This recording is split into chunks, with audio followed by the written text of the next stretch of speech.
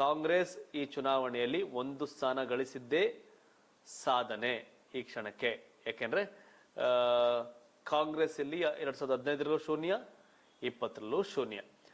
D K Shivakumar ಎಲ್ಲ ಹೋಗಿ ಪ್ರಚಾರ ಮಾಡಿದ್ರಲ್ಲ, ಹೋಗಿ ಪ್ರಚಾರ ಮಾಡಿ ಬಂದಿರೋ ದೆಹಲಿಗೆ. ಬಟ್ ಈಗ ದೆಹಲಿ ಚುನಾವಣೆಯಲ್ಲಿ ಕಾಂಗ್ರೆಸ್ ಭಾರಿ ಹಿನ್ನಡೆಯನ್ನ ಅನುಭವಿಸಿದೆ. ಅದು 1 ಸೀಟ್ ಗೆಲ್ತಿದೆ ಅನ್ನೋ ಸಮಾಧಾನ ಅಷ್ಟೇ. ನೆನ್ನೆಗಿಂತ ಪರವಾಗಿಲ್ವಾ ನಮ್ದು ಸನ್ನಿವೇಶ ನೋಡಿ ಅಂತ ಕೇಳ್ತಾರೆ ಅವರು. ನೆನ್ನೆಗಿಂತ ಸನ್ನಿವೇಶ ಚೆನ್ನಾಗಿದೆ ಅಂದ್ರೆ ಓಕೆ. ನೆನ್ನೆ 1 ಗೆದ್ದಿರಲ್ಲ, ಇವತ್ತು 1 ಗೆದ್ದಿದೀವಿ ಅಂದ್ರೆ ನಾವು ಸುಧಾರಿಸಿದೀವಿ ಅಂತಾರೆ. ಅದು ಯಾರು ಟಿವಿ ಡಿಬೇಟ್ ಅಲ್ಲಿ ನೋಡ್ತಾ ಇದೆ. ಕಾಂಗ್ರೆಸ್ ಅವರು ಅದನ್ನ ಮಾತಾಡ್ತಾರೆ. ಬಿಜೆಪಿ 2 ಸೀಟ್ ಇತ್ತು MP, ಅವ್ರು ಬಂದಿಲ್ವಾ ಅಂತ. ಅವರು 2ಕ್ಕೂ ಮೊದಲೇ 0 ಇದ್ರು. ಬಿಜೆಪಿ ಪ್ರಾರಂಭದಲ್ಲಿ 2ರಿಂದ ಏನು ಶುರುವಾಯ್ತಾ ಬಂತಲ್ಲ, 2ಕ್ಕೂ ಮೊದಲೇ 0 ಇದ್ರು. ಹಾಗಾಗಿ ಈಗ 200 ಚಿಲ್ಲರೆ 300 ಪಡೆದಿದ್ರು ಅವರು. ಆದ್ರೆ ಕಾಂಗ್ರೆಸ್ 300-400 ಇದ್ದವರು ಕುಸ್ತಾಗೇನಾಗತ್ತೆ, ಸಹಜವಾಗಿ ನೆಗೆಟಿವ್. ಅಂಡ್ ಕೆಲವೊಂದು ಕ್ಷೇತ್ರಗಳು ಈಗ ಬಿಜೆಪಿ ಇನ್ನೊಂದಷ್ಟು ನಮ್ಮ ಟೀಮ್ಗೆ ಅಪ್ಡೇಟ್ ನಾನು ಕೊಡಬೇಕಾಗಿದೆ. ಬಿಜೆಪಿ ಆಫ್ ಸೆಂಚುರಿ 50 ಕ್ಷೇತ್ರಗಳಲ್ಲಿ ಬಿಜೆಪಿ ಅಲ್ಲಿ ಚೇಂಜ್ ಆಗ್ತಿರುತ್ತೆ ವೀಕ್ಷಕರೇ. ಹಿಂಗೆ ಏನಿರಲ್ಲ, ಇದು ಟ್ರೆಂಡ್ ಚೇಂಜ್ ಆಗ್ತಿರುತ್ತೆ. ಬಟ್ ಕಾಂಗ್ರೆಸ್ 1 ಸ್ಥಾನ ಉಳಿಸ್ಕೊಂಡಿದೆ ಹಂಗೆ. ಎಸ್, ಆಪ್ 19 ಕ್ಷೇತ್ರ, ಬಿಜೆಪಿ 50 ಕ್ಷೇತ್ರ, ಕಾಂಗ್ರೆಸ್ 1 ಕ್ಷೇತ್ರದಲ್ಲಿ ಮುನ್ನಡೆಯನ್ನ ಕಾಯ್ದುಕೊಂಡಿದೆ. ನಮ್ಮ ಟೀಮ್ ಅಪ್ಡೇಟ್ ಮಾಡ್ತಾ ಇದ್ದಾರೆ. ಬಟ್ ಕೇಜ್ರಿವಾಲ್ ಸಂಜೆ ಪ್ರೆಸ್ ಮೀಟ್ ಮಾಡಿದಾಗ ಮೋದಿ ಬೈಯೋದಕ್ಕಿಂತ ರಾಹುಲ್ ಗಾಂಧಿನ ಬೈತಾರೆ ಆಪ್ ಅವ್ರಿನ್ನು. ಬಂದು ಹಾಳು ಮಾಡಿದ್ರಲ್ಲ ನಮ್ಮನ್ನ ಅಂತ. ಯಾಕೆಂದ್ರೆ ರಾಹುಲ್ ಗಾಂಧಿಯ ನಿಲುವು ದೆಹಲಿ ಚುನಾವಣೆಯಲ್ಲಿ ಕೇಜ್ರಿವಾಲ್ ವಿರುದ್ಧವಾಗಿತ್ತು. ರಾಹುಲ್ ಎಂಟ್ರಿ ಆಮ್ ಆದ್ಮಿ ಪಾರ್ಟಿ ಸೋಲಿಗೆ ಕಾರಣ ಆಯ್ತು ಅನ್ನೋದು ಆಮ್ ಆದ್ಮಿ ಪಾರ್ಟಿಯವರ ಈಗಿನ ವ್ಯಾಖ್ಯಾನ. ಯಾವಾಗ ಟ್ರೆಂಡ್ ಬರಕ್ ಶುರುವಾಯ್ತು, ಈಗ ಶುರುವಾಯ್ತು ಅವ್ರದ್ದು ಇಲ್ಲ ಸೋಲ ಕಾರಣ ಅಂತ. ಬಿಜೆಪಿ 50ರಲ್ಲಿ, ಆಮ್ ಆದ್ಮಿ ಪಾರ್ಟಿ 19ರಲ್ಲಿ, ಕಾಂಗ್ರೆಸ್ 1 ಕ್ಷೇತ್ರಗಳಲ್ಲಿ ಮುನ್ನಡೆಯನ್ನ ಕಾಯ್ದುಕೊಂಡಿದೆ. ನಿರೀಕ್ಷೆ ಮಾಡಿರಲಿಲ್ಲ ಅಂತ ಕಾಣುತ್ತೆ. ನಾನು ದರ್ಶನ್ ಜೈನ್ ಹೇಳ್ತಾರೋ AP ಕರ್ನಾಟಕ ನಾಯಕರು ಇಲ್ಲ, ದೆಹಲಿ ಜನ ಕೇಜ್ರಿವಾಲ್ ಅವ್ರನ್ನ ಸೋಲ್ಸಲ್ಲ ಅಂತಿದ್ರು. ಆದ್ರೀಗ ಇಲ್ಲಿ ಸೋಲಿಸ್ತಿದ್ದಾರೆ. ಈ ಸೋಲು ಎಷ್ಟರ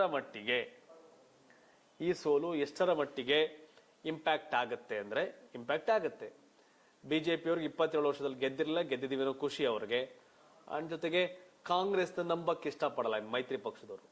ನಾಳೆ UPಗೆ ಹೋಗ್ತಾರೆ, ಸಪರೇಟ್ ಕಂಟೆಸ್ಟ್ ಮಾಡ್ತಾರೆ. ಬಿಹಾರ್ಗೆ ಹೋಗ್ತಾರೆ, ಸಪರೇಟ್ ಕಂಟೆಸ್ಟ್ ಮಾಡ್ತಾರೆ. ಕೇರಳದಲ್ಲಿ ಸಪರೇಟ್ ಕಂಟೆಸ್ಟ್ ಮಾಡಿದ್ದಾರೆ. LDF ಯಾಕೆ ಸಪೋರ್ಟ್ ಮಾಡ್ಬೇಕು UDFಗೆ ಅನ್ನೋ ಪ್ರಶ್ನೆ ಕಾಡುತ್ತೆ. ಈ ಒಂದು ಚುನಾವಣೆ ಕಾಂಗ್ರೆಸ್ಗೆ ಮೈತ್ರಿ ಪಕ್ಷಗಳಲ್ಲಿ ಆಗ್ಲೇ ಅಖಿಲೇಶ್ ಸಿಂಗ್ ಯಾದವ್ ಮತ್ತೆ ಮಮತಾ ಬ್ಯಾನರ್ಜಿ ಹೇಳ್ತಾ ಇದ್ರು, ಬಿಟ್ಕೊಡ್ಬೇಕಾಗಿದ್ದ ದೆಹಲಿನ, ಬಿಜೆಪಿ ಗೆದ್ದುಬಿಡ್ತು ಅನ್ಯಾಯವಾಗಿ ಅನ್ನೋದು. ಸರ್ ಇನ್ನೂ ಟೈಮ್ ಇದೆ. ನಮ್ಮ ಸೈಯದ್ ಫಯಾಜ್ ಹೇಳ್ತಿದ್ದಾರೆ, ಸೈಯದ್ ನಮ್ಮ ಚನ್ನಪಟ್ಟಣ. ಸರ್ ಇನ್ನೂ ಟೈಮ್ ಇದೆ, ಬಿಜೆಪಿ 21, ಆಪ್ 43, ಕಾಂಗಾರ್ ಆಗತ್ತೆ, ಗೆಲ್ತಾರೆ ಅಂತ. ಸೈಯದ್, ನಾನು ಎಲೆಕ್ಷನ್ ಕಮಿಷನ್ ಕೂಡ ನಿಮ್ಮನ್ನ ಮಾತ್ಮೇರೆ ಆದ ಕಾರಣ ಒಂದು ಸ್ಕ್ರೀನ್ ಶಾಟ್ ಕೂಡ ನಾನು ನಿಮ್ಗೆ ಕಳ್ಸಕ್ಕೆ ಟ್ರೈ ಮಾಡ್ತೀನಿ. ಎಲೆಕ್ಷನ್ ಕಮಿಷನ್ ರಿಪೋರ್ಟ್ ಪ್ರಕಾರ ವೀಕ್ಷಕರೇ, ಯಾಕೆಂದ್ರೆ ಅವರು ಪ್ರೋಸೆಸ್ ಲೇಟ್ ಇದೆ, ಆದ್ರೆ ಪರ್ಫೆಕ್ಟ್. ನೀವು ನಮ್ಮನ್ನು ನಂಬಂಗಿಲ್ಲ, ಟಿವಿನ ನೀವು ಯಾರು ನೀವು ಸಂಸ್ಥೆಗಳು, ಯಾಕಂದ್ರೆ ಲೈಕ್ ನಾವು ಫಾಸ್ಟ್ ಟ್ರೆಂಡ್ ಹೋಗ್ತಿರುತ್ತೆ. ಆದ್ರೆ ನೀವು final result election commission result. BJP 32 ಸ್ಥಾನ, ಆಪ್ 14 ಸ್ಥಾನ. ಸೈಯದ್ ನಮ್ಮ ಆತ್ಮೀಯರು ಸೈಯದ್ ಫಯಾಜ್ ಹೇಳ್ತಿದ್ದಾರೆ, ಇಲ್ಲ ಇನ್ನೂ ಟೈಮ್ ಇದೆ, ಚೇಂಜ್ ಆಗುತ್ತೆ ಅಂತ. ಅದು ವಿಶ್ವಾಸ, ಅದು ಸೈಯದ್, ಅದೇನು ಮಾಡೋಕ್ಕಾಗಲ್ಲ. ಯಾಕೆ ನೀವೇನು ವಾಚ್ ಮಾಡ್ತಿರ್ತೀರಿ, ಇವತ್ತೆಲ್ಲ ಮನೇಲಿ ಕೂತ್ಕೊಂಡು ನೀವು ಟಿವಿನೇ ನೋಡ್ತಿರ್ತೀರಿ, ಎಲ್ಲ ನಂಗೆ ಗೊತ್ತು. ಈಗ 9:40 10:40, 11 ಗಂಟೆ, 11:30, 12 ಗಂಟೆಗೆ ಒಂದು ಟ್ರೆಂಡ್ ಪಕ್ಕಾ ಸಿಕ್ಬಿಡುತ್ತೆ. ಸೊ ಆ ಟೈಮ್ ಇದಾಗುತ್ತೆ. ಟೈಮ್ ಇದೆ ಕರೆಕ್ಟ್.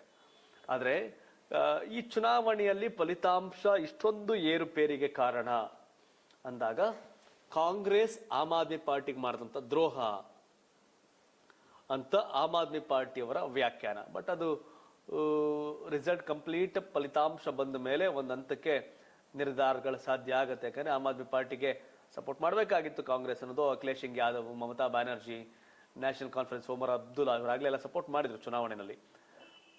ಬಟ್ ರಾಹುಲ್ ಗಾಂಧಿ ಅವ್ರ ನಿರ್ಧಾರ ಆಮ್ ಆದ್ಮಿ ಪಾರ್ಟಿ ಬೆಳೆದಷ್ಟು ಅದು ಕಾಂಗ್ರೆಸ್ಗೆ ಸಮಸ್ಯೆ ಅನ್ನೋ ಅವ್ರ ಲೆಕ್ಕಾಚಾರಗಳು. ಸೊ ಹಾಗಾಗಿ ನೋಡ್ಬೇಕು ಹೆಂಗೆ ಅಂತ. ಅಂಡ್ ಮತ್ತೊಂದು ಕಡೆ ನಿಮ್ಗೆ ಗೊತ್ತಿರಲಿ, ದೆಹಲಿಯ ಈ ಒಂದು ಫಲಿತಾಂಶ ಆಮ್ ಆದ್ಮಿ ಪಾರ್ಟಿಗೆ ಡೂ ಆರ್ ಡೈ ಹೌದಾ ಅಲ್ಲ. ಆದ್ರೆ ಕೇಜ್ರಿವಾಲ್ಗೆ ಹೌದು. ಕೇಜ್ರಿವಾಲ್ ಮೇಲಿನ ಏನೋ ಒಂದು ಆರೋಪಗಳಿತ್ತಲ್ಲ, ಭ್ರಷ್ಟಾಚಾರದ ಪ್ರಕರಣ, ಅವ್ರು ಜೈಲಿಗೆ ಹೋಗಿ ಬಂದಿದ್ದು, ಅವೆಲ್ಲ ಇಂಪ್ಯಾಕ್ಟ್ ಮಾಡುತ್ತಾ ಅನ್ನೋದಕ್ಕಿಂತ ಈ ವೋಟಿಂಗ್ ಪರ್ಸೆಂಟೇಜ್ ನೋಡಿದಾಗ 40